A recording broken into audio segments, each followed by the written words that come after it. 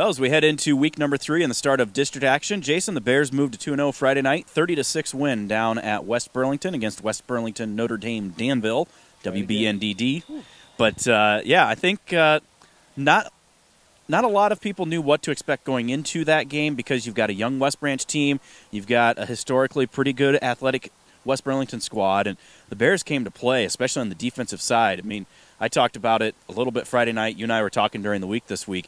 I mean, 10 out of the first 11 drives, the Bears forced a punt. They gave up 2 first downs. The 11th drive, do you know what that was? That they did not give up a punt? And end of the first half. There you go. And you look at how they did it. This team has really gone into that team defense mode, and I think Coach Peterson's got to be happy with that because that's really going to carry – when you have a young squad that's still trying to learn their way, if you're able to fly to the football with 5 or 6 white jerseys or purple jerseys tonight, this week, black jerseys, whatever the case may be, but that's really going to pay dividends in the long run. Only giving it, 3 first downs, I think, total? Was that right? I think they ended up with 5 or 6 with, some of that, the last 5 minutes of the game or so. So that kind of defensive just output, so to speak, we talked about it last week, talking about this as a really young team, probably the youngest team on average in the 35 years of Coach Peterson, going on the road, their first true road test, to put up that kind of thing against a school that's about 2.5 times bigger than West Branch. I think mission accomplished right there defensively, and I know Coach Peterson was really happy with it. And now we got to come back to the friendly confines of the Little Rose Bowl for District 3 opening play. Well, and I know that Coach Hirschman is going to be looking at some things because he mentioned at halftime, and he probably was thinking the same thing, finishing drives. That's one thing he said. Yeah, it was great. We set a school record, had 3 field goals on 3 consecutive drives, but something where he wants to get that ball into the end zone, and that's going to pay dividends in the long run. So that's one area that, this offense has been able to do good. They have the opportunity to do great. 6 out of drives last week inside the 25 scored. Six scoring drives out of 8 that went inside the 25 in the first half scored, but 3 field goals. That's great. Getting any points, especially at this level, not many teams have a field goal kicker, and West Branch happens to have a good one, and actually have 2 fairly decent kickers with Bo Cornwell and Javier Zamudio.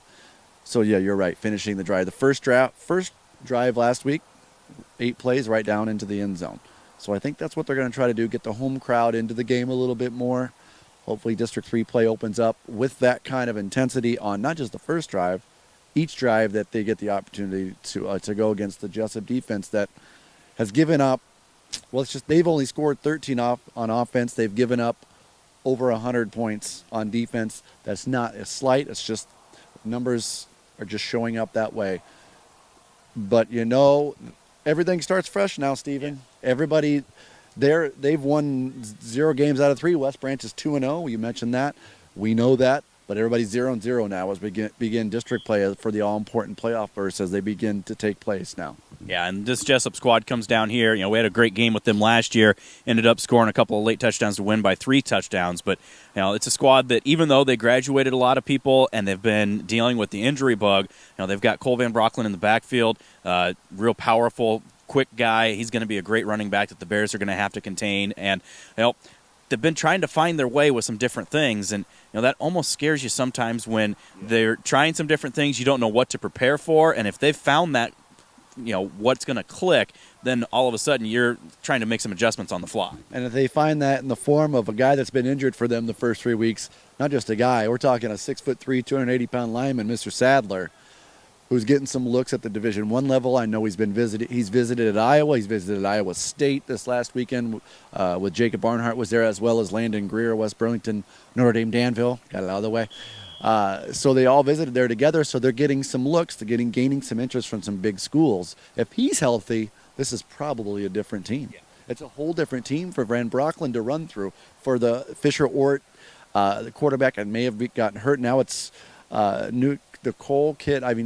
They've got 3 kids that have thrown the football this year, so they've got some versatility. But you're right, Van Brocklin, I think, is the player to watch out for. He's averaging about 55 yards rushing a game, and we saw him last year. I think he wears jersey number 18. He's a really good athlete. It's tough it is really tough when you lose a guy like Ethan Wine at wide receiver, and you lose, I can't even think, Drew Schmidt at quarterback, who ends up being He did literally everything for them and was named all-district first team as the utility player. Two really good athletes. To replace those is tough for any schools, but they've got some guys in place. Again, don't let it fool you that the scores say what they say now. It's the beginning. It's a brand new season. Brand new season. Everybody's 0-0. This is what starts to count towards the playoffs. And speaking of counting, we're going to count back 50 years and celebrate. It's a throwback game. Purple jerseys coming out, and the 1967 team finished the year ranked number 1. So in all essence, the state champions 50 years ago for the Bears are going to get recognized. So some other festivities and great things going on Friday night. Mythical state champions are still state champions to many, many people. It still says, you take one word away, it still says state champions, and it's up on the board down at the Little Rose Bowl. So it is what it is, right? But this is a bunch of great players. I mean, one of them is standing right back there in his 35th year as the head coach, was on the team. Another guy that coached for about 28 years, Larry Lurch Rummels, was also on this team. Little Lurch Rummels, little Jacob Barnhart. Little Jacob Barnhart, yeah, it's the same kind of thing. But evidently there's going to be about 40 to 50 people from that class that are going to be back for this game that we've reserved seats for down to Little Rose Bowl. So first of all, you're talking 40, 50 people from the age of 67, 68, 69. They're all healthy, able to make it to the game. That's a wonderful thing in and of itself. But for them to want to come back to be a part of this throwback thing and just to be a part of a reunion in West Branch on a Friday night for football, it lets them get that feeling that they had, that they still have the memories of, and they can relive it one more time. Absolutely. Well, fresh off game a little after 5 o'clock. Varsity will kick off at about 5 or 7:30. We'll have all the coverage for you with the Bearcast pregame at 7. Mike and Jerry and I will have all the action for you right here at westbranchfootball.com.